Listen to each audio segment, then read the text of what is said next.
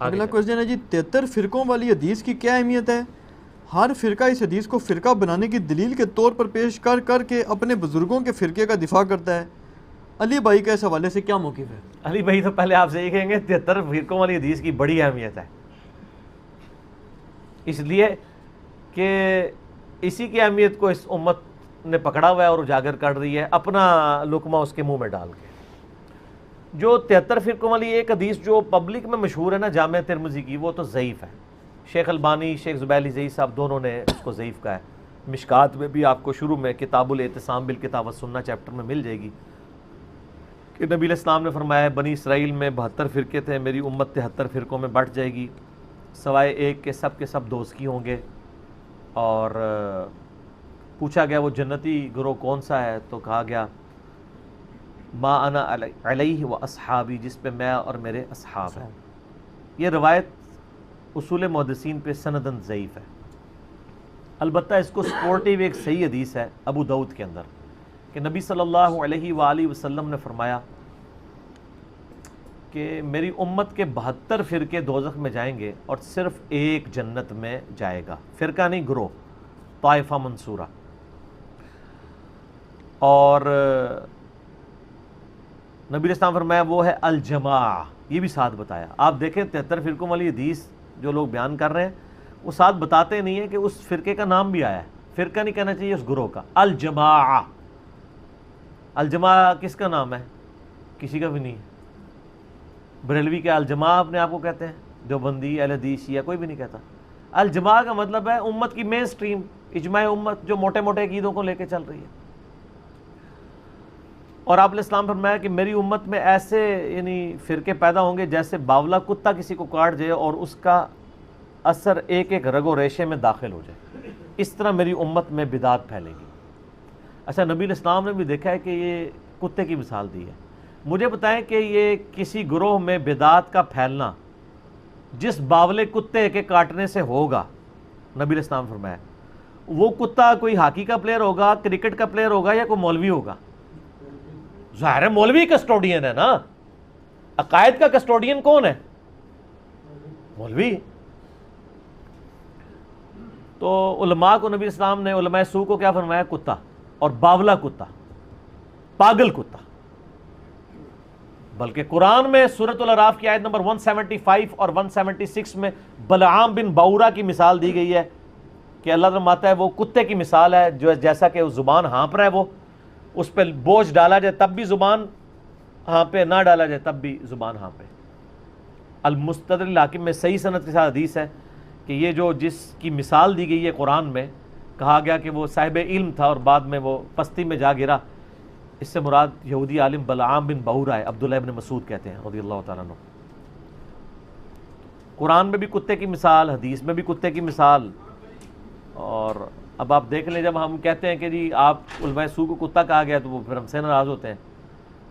نبی علیہ السلام تو وَإِنَّكَ لَعَلَىٰ خُلُقٍ عَظِيمٍ ہے، ان سے اعلیٰ اخلاق کسی کا نہیں، پھر بھی آپ کہہ رہے ہیں کتے کی مثال ہے۔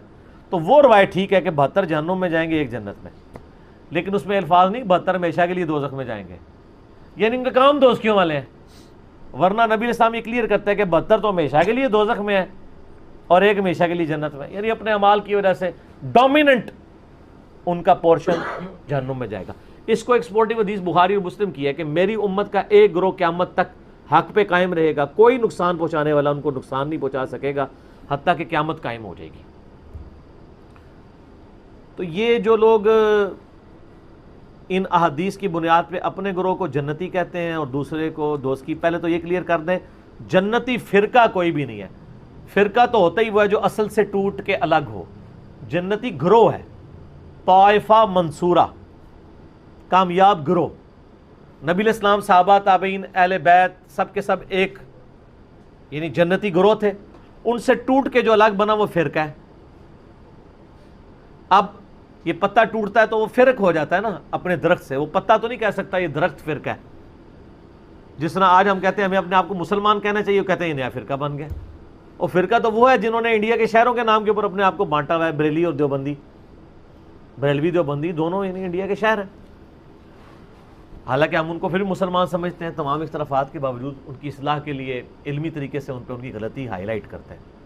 73 فرقوں والی حدیث اس والا جو پورشن ابو داؤد کا ہے وہ بالکل ٹھیک ہے، اور اس کا فہم میں جو سمجھتا ہوں وہ میں آپ کو بعد میں بتاؤں گا. پہلے میں وہ وسوسہ اس میں کلیئر کر دوں کہ ہر گروہ یہ کہتے ہیں ہم جنتی دوسرے دوست کی، تو اس سے آپ کو یہ بات پتہ چل جانی چاہیے کہ اس کا سلوشن کسی کے پاس بھی نہیں ہے. کیونکہ بریلوی اگر اپنے آپ کو طائفہ منصورہ کہتے ہیں، باقی سب کو کہتے ہیں وہ دوست کی ہیں، تو پھر آپ خود سمجھ لیں.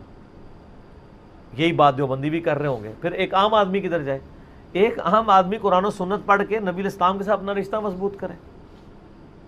ہر گروہ سے، خواہ وہ کسی مکتب فکر سے تعلق رکھتا ہے، سنی ہو، شیعہ ہو، حنفی ہو، شافعی، مالکی، حنبلی، بریلوی، دیوبندی، اہل حدیث، اہل تشیع، اچھے لوگ جو موجود ہیں جنہوں نے اپنی اصلاح کر لی ہے اور امت کی مین سٹریم سے نہیں ہٹے، انشاءاللہ جنت میں جائیں گے. یہ امت کی مین سٹریم سے ہٹنے والے لوگ ہیں جیسے خوارج ہیں، پوری امت سے الگ ہو گئے. آج دور اعظم میں قادیانیوں کو آپ کہہ سکتے ہیں پوری امت سے الگ، ایک انہوں نے جھوٹی نبوت کے اوپر ایک پورے کا پوری بلڈنگ کھڑی کر لی. یہ وہ گروہ ہیں. بریلوی، دیوبندی، اہل حدیث، شیعہ آپس میں ایک دوسرے کو اس طریقے سے کہہ کے بانٹنے کی کوشش کرتے ہیں، تو اس کا تو کوئی اینڈ نہیں ہوگا.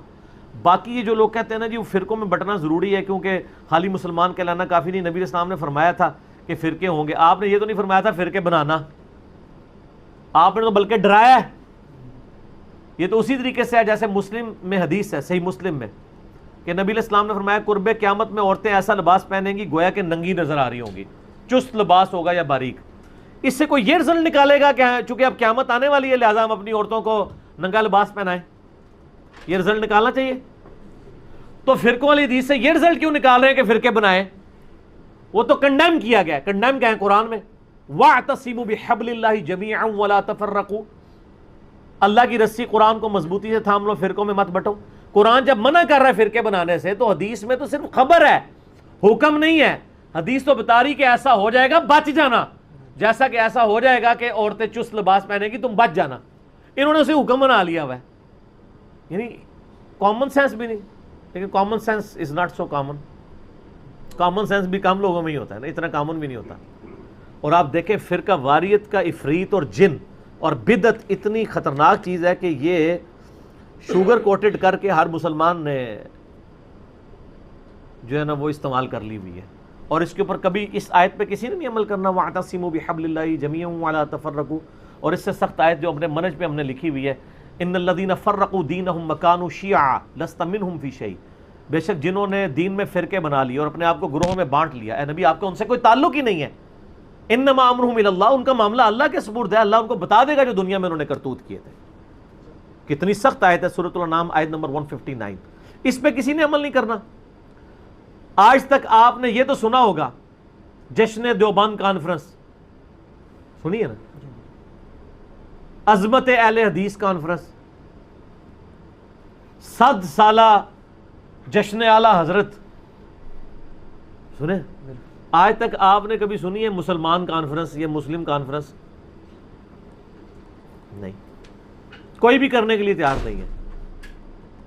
ان چیزوں کو فخریہ کرتے ہیں. اور جو اللہ نے ہمارا نام رکھا تھا ہوا سماکم المسلمین من قبل وفی ھذا، اللہ نے تمہارا نام مسلم رکھا تھا اس قرآن سے پہلے ابراہیم علیہ السلام نے رکھا، اللہ نے اس قرآن میں انڈورس کر دیا. آپ کسی کو جا کے نا میں مسلم ہوں ایسے دیکھنا شروع ہو جائے گا، میں کافر ہوں. آپ کسی بریلویوں کی مسجد میں جا کے نا میں بریلوی ہوں، کہیں ماشاءاللہ. آپ کہیں دیوبندی ہوں، تھوڑا سا منہ چڑھائے گا لیکن کہے گا ہاں دیوبندی بھی ایک فرقہ ہے، وہ فلاں جگہ ان کی مسجدیں ہیں.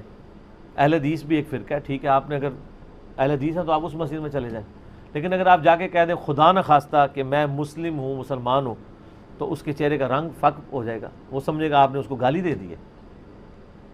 اس سے بڑی کیا لعنت پڑ سکتی تھی کہ مسلم نام سے آپ چڑھ جائیں، جو ہمارا فخر تھا. ما کان ابراہیم یہودی ولا نصرانی، ابراہیم نہ تو یہودی تھے نہ نصرانی تھے.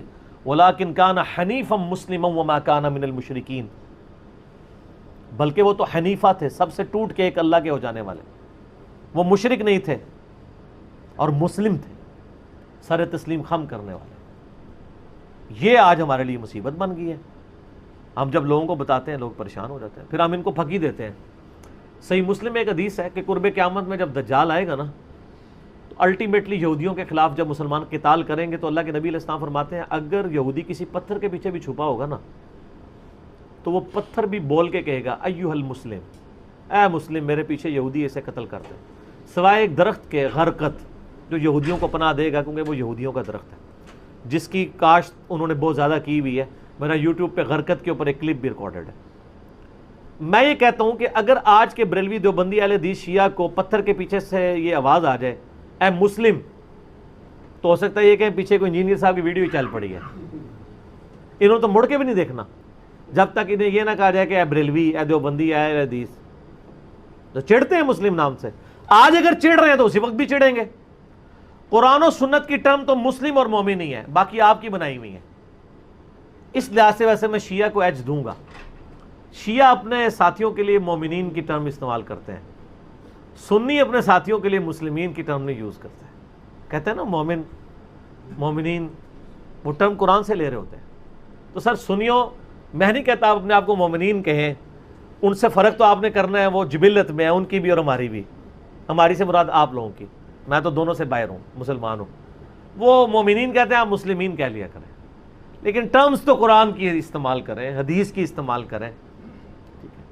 قرآن و سنت میں تو ٹرم یہی ہے. صحیح مسلم میں حدیث ہے کہ ہفتے میں ایک دن کا غسل کرنا ہر مسلم کے اوپر واجب ہے، جس میں اپنے جسم کا میل دور کرے.